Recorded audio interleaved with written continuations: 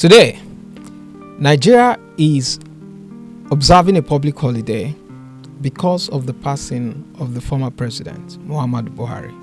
Our flags are flying at half-mast, and everyone has been thrown into mourning.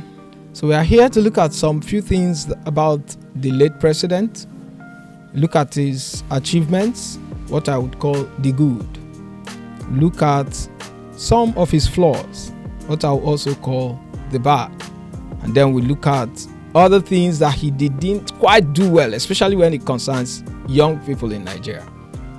So with me in this place today is Omolara Adebayo. Thank you so much for having me. I'm super elated to be here, and I hope that we would get to the failures of why he's... It appears you are ready and loaded. Well, that'll be a good one. And over there is Basi Marshall. Basi, good to see you. I'm honored to be here, Mr. Williams, and trust me, I'm actually mourning. Don't mind. I can see you're wearing your black and black. I'm actually mourning. Buhari was actually a good president, I must say, but I guess we'll dig into that. Okay, since you have mentioned that, I think we should start with that. So what do you have to say about late President Muhammadu Buhari? What are his achievements for you? Yeah, thank you very much. Like every other government, there is the good and the bad. There is no perfect. There has never been a perfect governance in Nigeria. So I wouldn't say he was perfect, but he tried his best as a governor, as a president. As a president, he tried his best. Let's look into agriculture, for instance. The agricultural boost during the Buhari tenure was evident. Better than what we have now. We have a whole lot of tomato. People can't buy tomato in the market, but there was never a time in Buhari's period where we have such scarcity, and so that was a good one for Buhari. And then also, let's not forget the e-Naira, which gave rise to the OPay and the online transactions that has really helped digitalization of Naira now. So, and that being said, the youth investment he did, the Npower and all that, which we witnessed for the first time, I must say, there was a kind of everybody benefited from something. Like everybody from each state, there is nobody that did not know about Npower, or even if you did not benefit from it as an individual, you would know few people that did. So it wasn't a regional stuff. It was kind of circulated to the best of my knowledge, So I think he did well. We can say he had a whole lot of flaws, but there are also goods to the good side we can pick points. There is no perfect governance, like I said, but Buhari tried his best. For young people, the Npower initiative was majorly the stuff he had, because of course in Nigeria, once you finish your NYSC, you are on your own. But here we had somebody who was still posting people. It was more or less like a continuation of the NYSC, but at least you were still earning for whatever you're doing. He had about 3 initiatives that paid attention to young youths, and people that applied benefited from it. I applied for the Npower, but there were some issues I could not get the funding. So, but then I witnessed people that got it. I witnessed people that benefited from the Npower program. Okay, so let's look at one of the major things that Buhari was saying when he was campaigning, was that he would fight corruption and insecurity. How would you rate him when you talk about corruption and insecurity? Ouch. He tried his best. Omolara is waiting to kill me, to roast you. Yes, I can promise to fight insecurity, but it later the issue of insecurity in Nigeria is rather very complex. Let's be truthful to ourselves. Yes. And you have security chiefs, so we shouldn't particularly blame Buhari. Put it on his shoulders. Put it on his shoulders. That's why he elected defense ministers. He appointed people. Yeah, making a defense. I'm not making a defense. I'm not making a defense for him. But this is one person we are talking about. We're talking about one individual. Okay. One individual. Yes. With the problem of over 200 million people. Uh-huh. That is why he has these people there, so that for the issue of security, you can't help his initiatives. What Buhari would do as a president would be initiative, policies. It may not be the one implementing these policies, Good. That's why these guys are there. That's why the senators, the ministers of defense are there. So when we are talking about the issue of insecurity, Buhari fought insecurity just like every other president will fight insecurity. Mm-hmm. We don't know the the root problem of insecurity, and we cannot kill it. Yeah, until we get to the root. Yes, we hear that there are politicians for funding it. Yes. We don't know. We only hear those speculations. Do you think that this will be the final question for you before we get to Lara? Do you think his illness started as a result of his fight for corruption? What do you think? Let me take a moment to allow that to sink well. Yeah. I don't think the issue of Nigeria should affect Buhari's health, because that's what you signed up for, Oga. So for that one, I'm not supporting. I'm not backing him there. Okay. If he knew his health would be an issue, or if he gets into office, his health will not be able to stand the pressure or whatever is coming down, he shouldn't have contested. He should have just allowed somebody still LD to go there, but going there to say health, no, and we'll still bring up the issue when they said he was cloned and all that, that he died. Yeah, he had already died in 2017. Now we're having a clone. So you see those kind of things, and you begin to wonder, how does it happen? Can it happen in a country of 200 million people that a clone will rule you for 8 years? So let's just. It's only politicians that can respond to that. Lara, let's come to you. I know you have been agitating. So now, Lara, what do you think about Buhari's government? Do you think Buhari did well? He pushed us into rigorous economic recession from 2016 to 2023. Should we give him an accolade for that?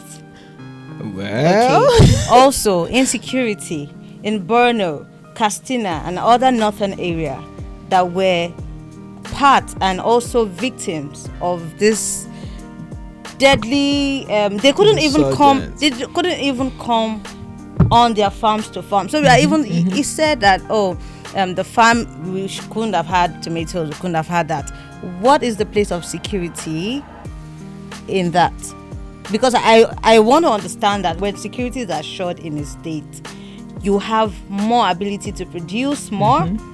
People would be eager to go out. Safety is also synonymous to being productive. Of course. Right? Yes. So that is all we would find lacking when he was in office during his administration. Also, India used to take the lead in the most world perversions, if there's any word like that. People stricken by poverty. Now we are taking the lead, all thanks to Buhari regime. Also, tell me why in the world wouldn't you want to centralize leadership? Because about 80% of security chiefs were all selected from the north. He said he did that to be sure that he's safe. I beg your pardon. You are better. Contrary to that, surrounded by your family, your friends. In this present government, where are the security chiefs from? Yes, it's from Southwest. The world. I get it. That doesn't still make what they are doing right. This is just about nepotism, right? And it's not just his administration, but it was, established in his own administration and terrain, because that is the most reason why I would be seeing or hearing that one person would, about 10 offices would be from a particular region. Let's talk about press freedom. That was. What would you have to? What would you say about press freedom under his regime? First off, he hardly accepts to be interviewed. He hardly. Even in this administration too, this one's even worse, but we are still on Buhari.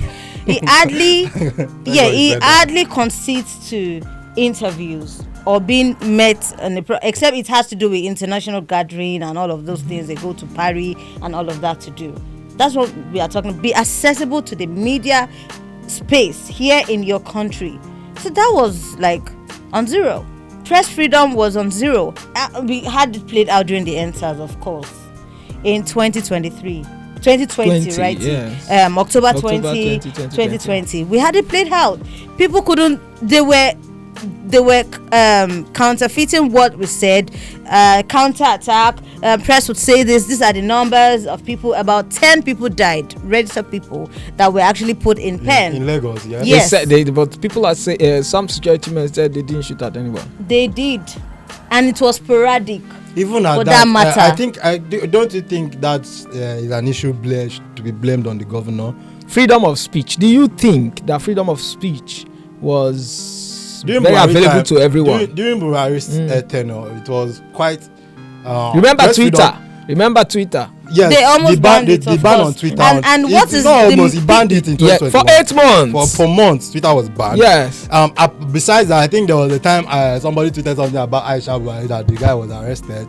Yes, and detained and for even a very long time. somehow So press a freedom university student too. Yeah. So Also. press freedom was really an issue then. But then, do you think it's right for you to just go online and say these things, say stuff like this? They also make on-call statements. So why are they any different from us? Yes, you mean the rulers, right? I get that from you. But then, going So, online to just say these things. What do you understand do you by think- human rights? But at the end of human right does not mean you go online to And throw say somebody. anything You anyhow. don't go online to cyberbully somebody. Obviously. Okay, so by because bully, you have human rights. by bully, even in sane and very, very developed country, we see these things play out. They don't play out. They are regulated in other countries. Yes. They are cyberbullying. You Someone, bully yeah. me. You enter you tag me or you say something bad about me. get Have you Cyberbullying. seen how many If I things that sue they you- said about Trump? Have you seen? It's because he's not paying attention. He can sue Okay, them. so because He that's- does not want to pay attention. But in a country where that is why that person was detained and nothing happened. So, because Amola, constitutionally, you can't do that. Amola, do you think Buhari, being a military man, had a hold on him, or having a military background had a hold on him during his tenure as president, a democratic president? It did, because everybody expected much more. Part of the things that sold out for him, or that actually played out well for him during his election, was because they felt that he had a background that he could curb the insurgency, the insecurity, Which was high at the time he was coming in. which was high. The Chibok girls. Exactly. Yeah. They had faith in him. And what later played out, it just made everybody by surprise, because you said you made your promises. The person, Tinubu right now, actually vouched for him. Do you think his health contributed to why he wasn't so effective? Definitely. We know that when you're incapacitated, there are a lot of things you will not be able to do at will. You cannot really blame. And the health is insecurity one issue on germane Buhari. reason and part of it. We cannot rule that out. When he's not mentally fit, if something happens here and they need his presence, of course, in some cases, president can go to an event and say, "Oh, what happened here?" and all of that. That is accountability, being right on business, standing on business. And when you're not agile, when your health He's failing. Yes. or diminishing, Yes. definitely you would not be able to express some of the things you would have or should have in the actual sense. Wow. I wish we could continue. It's been an interesting discussion here. I wish we could continue. But from all I hear is, once a soldier is always a soldier. So to a large extent, I don't think we should blame Buhari so much about some of the decisions he took. Apparently they came as a result of his training. But he's dead now.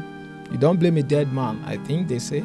So And we are missing him now. People No, are missing please, him. please. People are Speak missing for the yourself. Buhari era. Speak for yourself. See, I see. wanted to buy tomato the other No. day. 4 was 1,000 Truthfully, naira. You see? I think truthfully, Sad. I would not, and it has never, maybe subconsciously or consciously, You've has never never bullied a past slipped out of my mouth that I wish I was. All right. It was Buhari's tenure. On Never. that note, we come to the end of this discussion. We wish our president safe journey wherever The he land of is. the- That God will accept Of the his soul unknown. in peace. So rest on, President Muhammadu Buhari. Thank you for watching. Now, if you have a comment about his regime that you think we should have discussed, or that you should say, go to the comment section and just let us know what you think about President Buhari's regime of 8 years. Bye.